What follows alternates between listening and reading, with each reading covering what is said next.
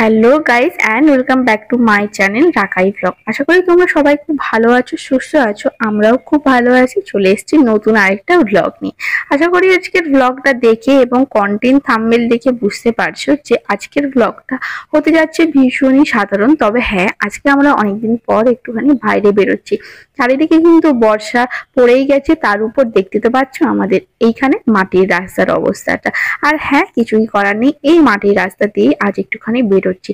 সেই জন্য আমার বর মোটামুটি সাইকেলটা নিয়ে একটু বেরোচ্ছে। আর তাছাড়া ওর সাইকেলে একটুখানি প্রবলেম হয়েছে, সাইকেলটাকে ও একটু সারাবে।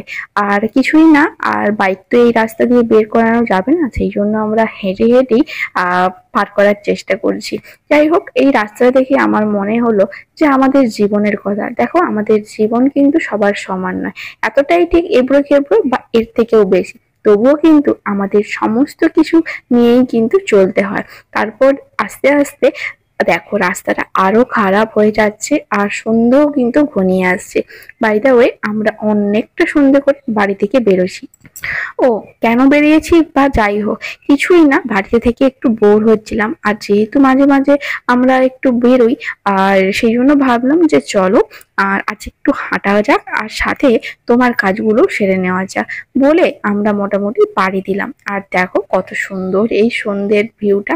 যাই হোক আমাদেরকে এগোতে হবে, কারণ দেখতে দেখতে রাস্তাটা আরো খারাপ হচ্ছে, আর সন্ধ্যেটাও কিন্তু আরো হচ্ছে। আর সামনে আবার জানো তো একটা শ্মশান আছে, এইটা ভেবে তো আরো বেশি ভয় লাগছে। আর ও তো আবার বলছে চলো ওই জায়গাটা আমরা সন্ধে হওয়ার আগেই আর কি পার করিয়ে ফেলি। আমি বলছি ঠিক আছে, চলো এবার তাহলে হাঁটা যাক।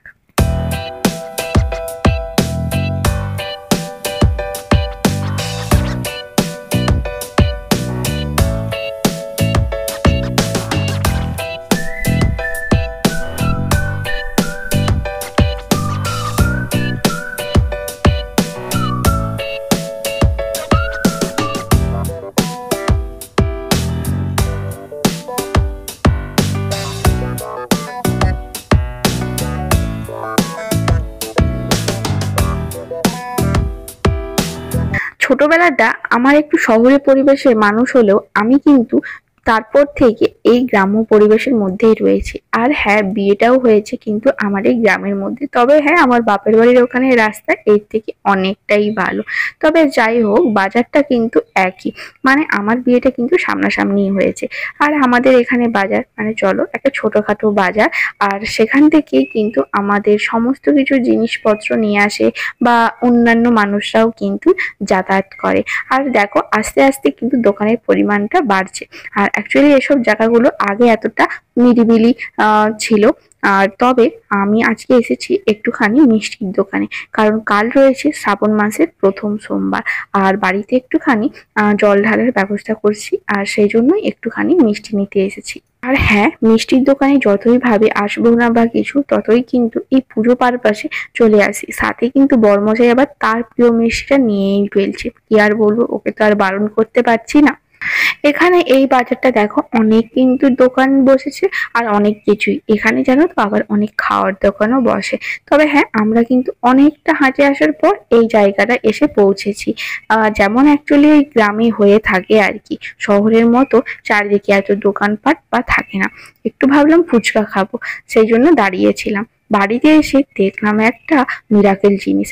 আর এই নাইট কুইন গাছটা বিয়ের আগে ওর মুখে শুনলেও আমার কিন্তু বাড়িতে এই গাছটি নেই। আর এই গাছের ফুলটিকেও আমি বিয়ের পর প্রথম সামনে থেকে ফুটতে দেখলাম, আর এত ভালো লাগছে যে কি বলবো। তবে হ্যাঁ, একটাই অসুবিধা, এই ফুল আবার রাত্রিবেলা ফোটে। আর আজ দেখলাম অনেকগুলো ফুটেছে, দেখে তো ভীষণ ভালো লাগছে, আর বাড়ির সবাইয়েরও ভীষণ আনন্দ হচ্ছে। এই গাছ আবার এখানে সব সময় পাওয়া যায় না, বা সব জায়গাতেও থাকে না। আমার মাসি শাশুড়ি নাকি শিলিগুড়ি থেকে এনে দিয়েছিলেন। তারপর তার পরের দিন সকালবেলায় আমি স্নান টান করে রেডি হয়ে গেছি, আর এপাশে পুজো দেওয়ার জন্য। আর আজ দেখো আমাদের ঠাকুর ঘরে কি কি ঠাকুর আছে, আর সবকিছুটাই তোমাদের সাথে কিন্তু একটুখানি শেয়ার করে নিচ্ছি। ব্যাস, আজকের ব্লগটা এই পর্যন্তই। যদি ভালো লাগে তাহলে অবশ্যই একটা লাইক, শেয়ার, সাবস্ক্রাইব করে দিও। আর রেগুলার কিন্তু শর্ট ভিডিও আসছে, তোমরা কিন্তু নিত্য নতুন রেসিপির ভিডিও দেখতে চাইলে অবশ্যই কিন্তু আমার চ্যানেলটাকে ভিজিট করতে পারো। আমার পুজো শেষ হয়ে গেছে, চলো এবার আমি প্রসাদটা বাড়ির সবাইকে দিয়ে দিই। আজ তবে আসি, দেখা হচ্ছে খুব তাড়াতাড়ি নেক্সট একটা ভ্লগে।